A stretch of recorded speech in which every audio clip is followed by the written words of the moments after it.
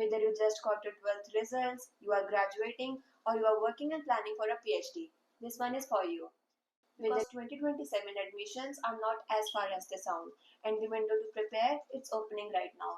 I am Myra from Global Scholar, and today I am with Dr. Sanchi Jain, CEO and co-founder of Global Scholar, who has not just guided hundreds of students through this path, but has lived it herself at the highest level. Sachi, I'm glad you are here. Thank you so much.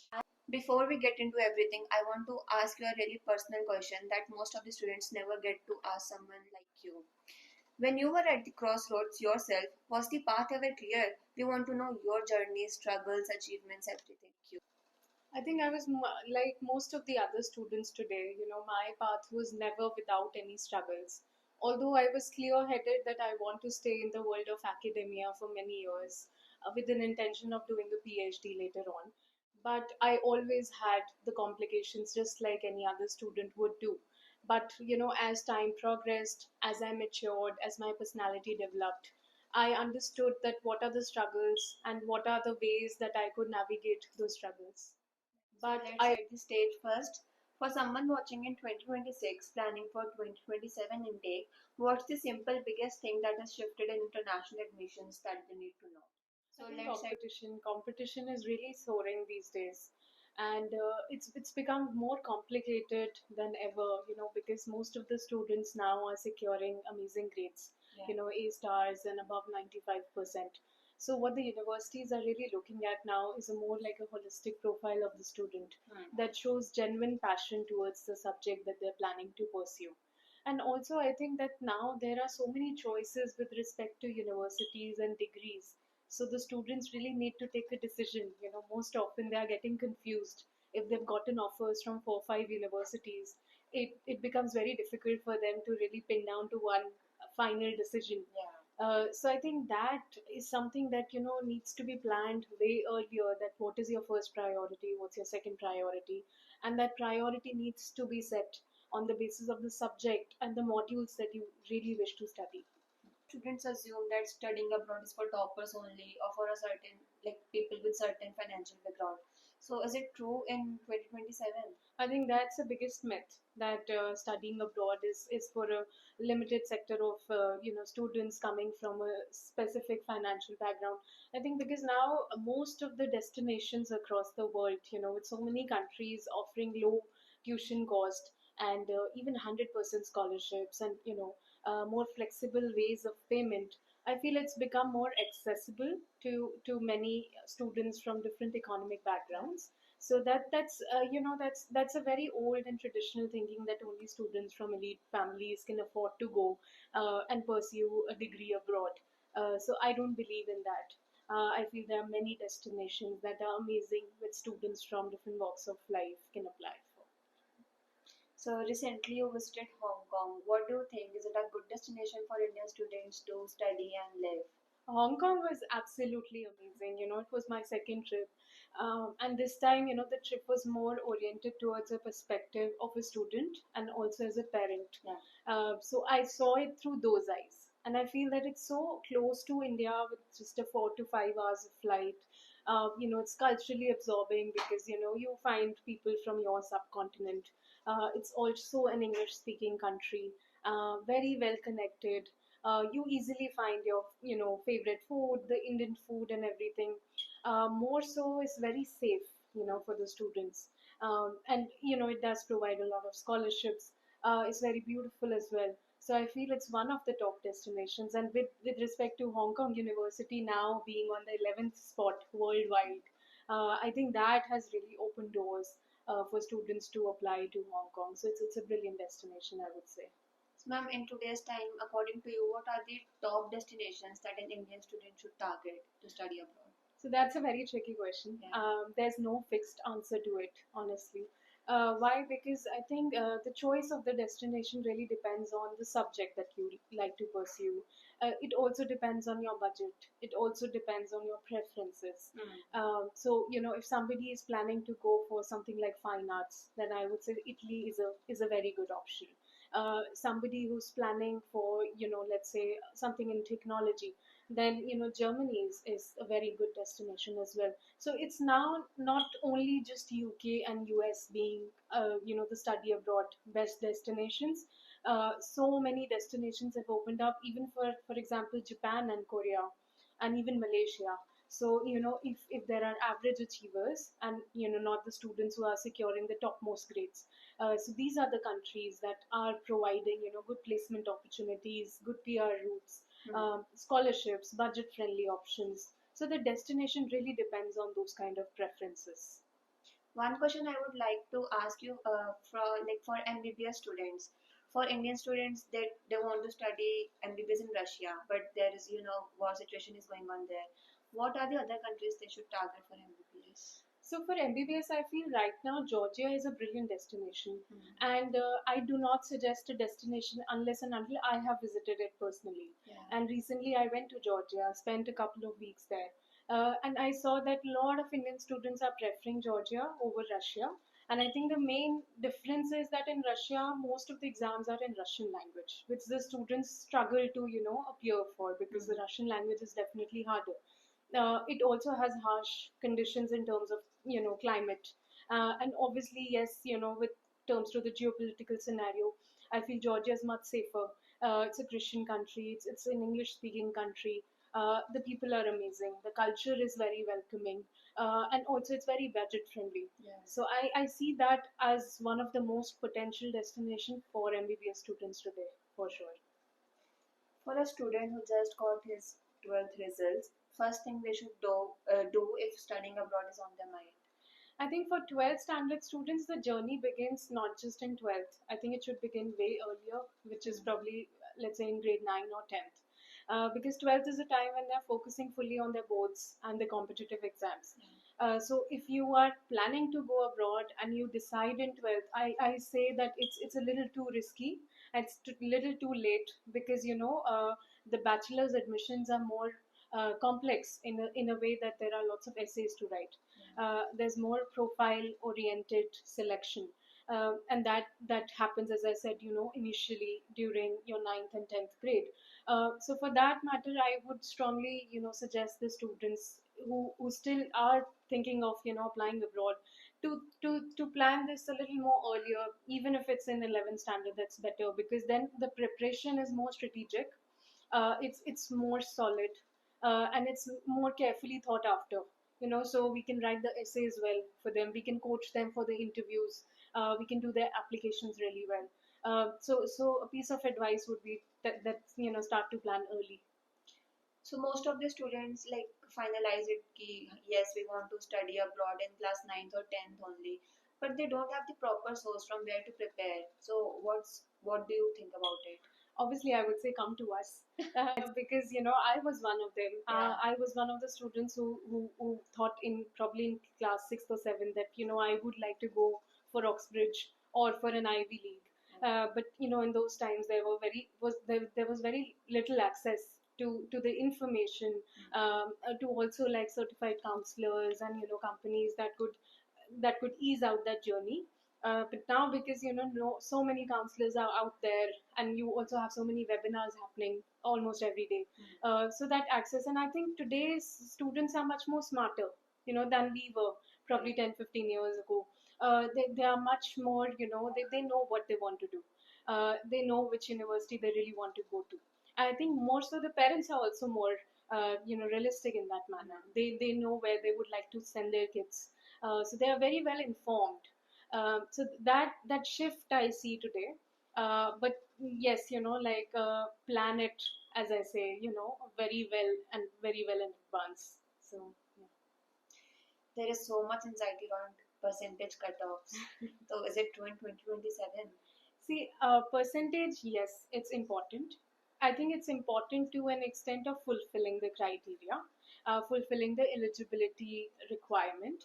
So every university would have a different requirement. So if you're planning for, let's say the top 10 universities, then obviously the bar is really high. It's almost like above a 95% or a 90%, something of that sort. And if you are aiming for not the top 10 or top 20, then obviously the bar is almost 85, 80. So it really depends on the kind of university that you're targeting. So yes, marks is important to meet the basic criteria, but on top of that, I feel a profile needs to be very well crafted. Because as we all know that in today's time, CBSE students, most of them are securing above a 90 and 95, and universities have very limited seats. So how do they differentiate between 4 or 5 students who are securing almost the same marks? Eventually they will have to really look into the child's profile and see the commitment over the years towards that subject. Hmm. So beyond grades, what are the other things that a university looks for in a student? I feel, see, profile development is a very personalized journey. Yeah. I always tell all of my students that do not do things that the other kids are doing. Think out of the box. Think of ways that probably something new has come. You are not doing something that the other child has already done, or it's there in the market already. So some of the students would go for their own NGOs. They would start to think of their own ideas. Some who are good in writing, they plan to publish their own books. Some who are good in research, we push them towards a research paper publication. So these are ways that shows genuine passion towards your subject. So I feel it's a very personalized journey. So, and how that is planned is on the basis of the strengths and weaknesses of the child. Of course, if the child is not so good in terms of writing and critical thinking abilities, then it's not more towards research publication, but it's more towards practical exposure. So we would elevated through more of internships, more on hands-on project and things like that. So it depends person to person. It really depends student to student. Why masters abroad should be a preference over masters in India? I strongly feel that there is nothing like that. India is not a good destination for education. In today's times, there are lots of new universities have come up in India that are providing, new curriculum for masters, and a lot of hands-on and practical experience as well. So it is a good destination. But apart from that, I feel that yes, masters abroad is much more advantageous. Why? Because you meet people from different nationalities, your perspectives grow. You learn new things than just being in your home country. So that changes the way you think about the world, and that really shapes your personality. So that ways it's important.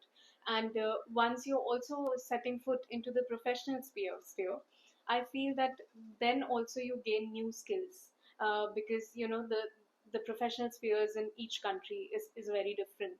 So you tend to gain more new skills and new knowledge. So that really creates an edge. And I think that is why a master's abroad, obviously if somebody is planning, then definitely they should consider it.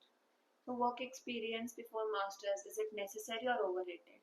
Well, most of the business schools and most of the master's programs today are, one of the eligibility is at least a 2 to 3 years of work experience. And I feel that's important as well, because, you equip yourself with certain skills that would be needed in certain, core modules of your master's journey. So if any student has that time frame that they can devote themselves to a professional experience for at least 1 or 2 years, then it's always very beneficial. If they do not have that kind of a time in hand and they want to switch directly from their bachelor's to master's, I think that is also wonderful. But yes, nowadays most of the students want to gain the practical experience before going on to the next degree. So I think that's great. Parents are very worried about ROI. So what does a master's abroad actually do to your salary trajectory and career in the first 5 years? I feel it's very natural for the parents and students to understand what is the ROI Yeah. on their investment for the education. To be honest, I feel that the answer lies in terms of your choice of the university and of the destination. If you're picking universities that partner with great companies, in your field, then definitely it's a good investment, because obviously everybody wants to upscale themselves. They want to mobilize themselves in the professional sphere. So if you are working with great corporates, you're working with great companies in your sector, definitely if you're coming back to your home country, or if you plan to stay in the same country, it does make a lot of difference to your profile. And yes, if you keep on working with better companies over the years, and then that is how you promote yourself from one position to the other.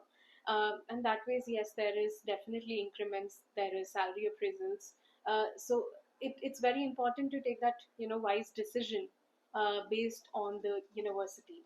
I would suggest not just go with the brand name, not just go with any degree where you're getting admission, but try to look at degrees that actually suit your profile, and also degrees which partner with companies that are a great fit to your profile and the current job job sphere that you're working in. Yeah. There's so much when a student applies to the universities, SOP, LORs, IELTS. Where do most of the applicants go wrong in their application? Chat GPT, sadly. I mean, every day I come across so many SOPs that are all AI driven. Yeah. And that really, disappoints me. Uh, I feel that rigor in terms of writing and researching has been lost in this generation. That's very sad, compared to the times when we used to, spend days and hours writing polishing one particular paragraph, has now been replaced by AI, wherein you can just write that paragraph in just a few seconds. So I think it's very technical. It's very machine driven. It's not very carefully thought after, and these kind of answers do not show a mirror to your genuine personality. And a person who is into research, and the university admission officers, they can definitely differentiate between an AI generated answer and a handwritten well thought after answer.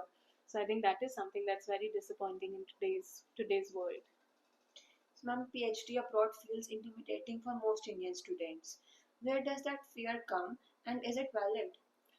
I feel PhD is a journey which is very different from bachelor's and master's. It's a very, very rigorous academic journey and a commitment over the years. So I feel that most of the students rush into a PhD thinking that yes, oh, I finished my master's and now I should go for a PhD. But they fail to understand that to get into a PhD, you have to be academically strong. And when we say academically strong, it means that yes, you've published something, or you've worked towards a particular topic, which can potentially develop into a thesis. So most of the students that I encounter today, they want to go for a PhD, but they are clueless as to what they want to do a PhD in. So I think that topic, the thesis topic, that comes from within. It's not a topic that somebody can talk to you about. Somebody can tell you, oh, please work on this topic. So that is the difference. So if you work over the years or over a couple of months on a specific theme and a project which you want to convert into a PhD thesis and then later on work on it, I think then it becomes a very enjoyable journey over a very complex procedure. Yeah. So now let's talk about the funding. Fully funded scholarships, assistantships. How real is this, and how do students find it? Yes, there are fully funded scholarships. I won't deny that. But what people, students, parents fail to understand is that these scholarships open way before the college applications begin. Uh, I have a lot of students come up to me and they want to apply for September intake, and they are reaching out to us in the month of June and July asking for a fully funded scholarship, and that scholarship has unfortunately passed last year in August. So it's that planning comes from few years, and those fully funded grants and bursaries, they are very research based. They are not on the basis of an exam. uh, they are also on a basis of an interview. They are on the basis of your profile. So if they see that yes, what you're bringing to that nation or to that university is of high value, then yes, there are scholarships, and most of the students have gone up to achieve those scholarships as well. But planning, as I keep on saying. For someone in a job or thinking about a PhD, how do they even begin to figure out if it's the right path? I think if you are planning for a PhD, PhD is an academic world, and you cannot dissociate yourself from the academic world if you ever plan to do it. So even if you are in the job sector, I would suggest think about ways that you can relate it back to academic world. So, for example, if you're working in a corporate world, if you're working in a company, keep on writing some articles, keep on reflecting, participate in conferences and seminars and workshops, put your research out there, keep on, doing a lot of literature analysis and review. I think that will make you, be associated with the academic world. At the same time, you are in the professional world also. So that distancing from the academic world is a big no-no if you ever plan to go for a PhD later on. Last question I want this to be very personal. If you could go back and sit across from your younger self, what's the one thing you would tell her about the decision to go abroad? Well, okay, so basically this, I was very much prepared that I would always want to study abroad. If not for many years, but yes, definitely for a few years, be it a master's or be it a PhD. So that decision in me was not a spontaneous decision. It was a decision that was instilled and that was planned many years ago. So I was always working towards that direction. I think that commitment and that passion really made the things a little more easier. I wouldn't say it was a very happy and a rosy journey for me. I had my own fair share of struggles. I had, pitfalls as well. I have rejections also. But every, mistake I committed, every challenge I faced made me a stronger person. But at that time, when I was a teenager, I used to feel sad. I used to be disappointed, just like every other student. So if I have to say something to my, younger self, I would be like, don't, lose the patience. World doesn't end there. If some door has closed, I think something else is awaiting, and I think that is what I believe in. I remember being rejected from Cambridge, and that was my first priority. And for 3 months, it was a very depressing journey. It was very hard on me. And who knew I would, I would study at Oxford after a rejection from Cambridge. And after that, going on to present my research in Cambridge as well. So it's all about confidence, it's all about dedication and the right strength. One piece of advice you would like to give to aspiring students who want to study abroad? Okay, so confidence, patience, again, good guidance. Never lose hope. Keep on working really hard. Keep on working in a very holistic manner, in a more sustained manner. And don't compare yourself with the others. Every journey is special, every journey is personalized, and every journey is beautiful. I think that's exactly why this conversation needed to happen. Because whether you're 18, 22, or 27, the question is not just about admissions, it's about what kind of life you want to build. Dr. Sanchi Jain, thank you for being here and talking with us. Thank you. And if you're watching this and something clicked, Global Scholar is literally just one DM away. Free guidance and real mentorship. Link is in the bio. We'll see you there.